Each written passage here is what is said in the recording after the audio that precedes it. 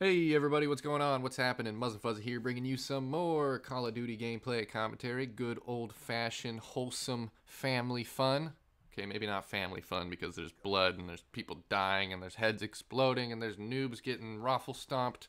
But I wanted to bring you guys this video not to really talk about the gameplay, although if you enjoy good Call of Duty gameplay, enjoy. I wanted to talk about ghetto gaming or ghetto gamers or gaming in the ghetto, whatever you want to call it, and not necessarily like actually ghetto, just because like that word I think gets overused by people who do have money. They're just like, oh, that's ghetto. This is ghetto. That's ghetto. I remember when I was in high school, when people had flip phones. Do you guys remember flip cell phones, the ones that would flip open? Now it's 2014, so most people have smartphones. Most people, who have money.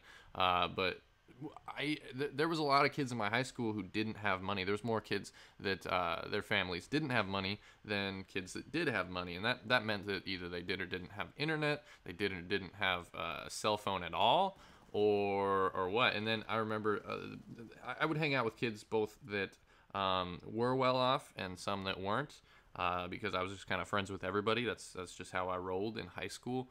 And I remember people used to always say that stuff was ghetto. They were like, "Oh, that's ghetto. That's ghetto."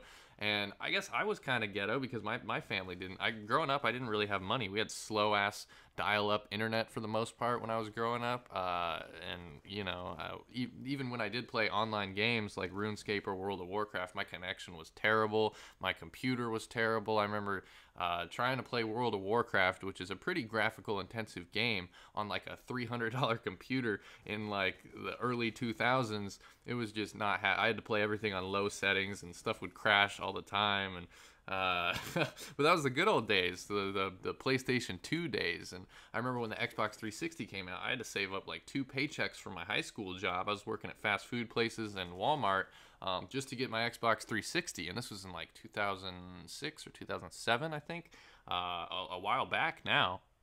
And I remember when I finally got my Xbox 360, I was so stoked. I was so happy that I could play Halo 3 and Call of Duty 4 and all the new and awesome games. And games were 60 bucks a pop even back then. So I really had to pick and choose to make a decision which games I want. I could really only afford to get like 2 or 3 games a year even. And I mean, some people would call me ghetto. Some people would say that, yeah, you were kind of on the poor side. But when you're poor, I think you don't really feel it because you're just used. It's your reality. You're used to it on a day-to-day basis, and you don't feel like, yeah, I'm poor. You feel like, oh, this is my life. But I'm not afraid to say it. Like, my family has been on food stamps, and my parents never really had great jobs or anything like that. And but I think they did a good job raising their kids. I've got 2 brothers. I've got an awesome family, and I'm happy with my life. I'm happy with how it came out.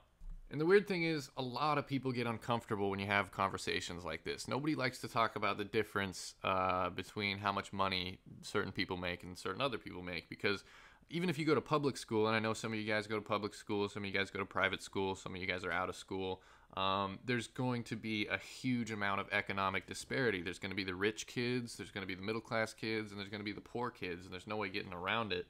But that's the world we live in, and I would prefer to be honest about it and talk about it openly rather than treat it like a dirty little secret or something. That just wouldn't make sense to me. That's not the kind of person that I am, so I don't really want to bullshit you guys or sugarcoat things or beat around the bush.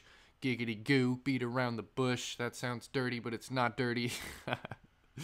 I just think it's good to keep in mind that no matter where you are as far as money goes or class or status or whatever you want to call it, there's always people out there that have it worse than you. And they're gaming too. Like there's gamers of all sorts. There's not just the PC master race elitist gamers or the console gamers playing the new next gens. There's all sorts of people. There's people that are probably still playing Nintendo 64 or PlayStation 2, and I'm sure they're happy with it because those are fun systems. It's just not the most up to date, high end, state of the art technology. But I bet I would still go back and play PS2 and enjoy the shit out of it. So that's my little take on ghetto gaming. Let me know what you guys think in the comments below.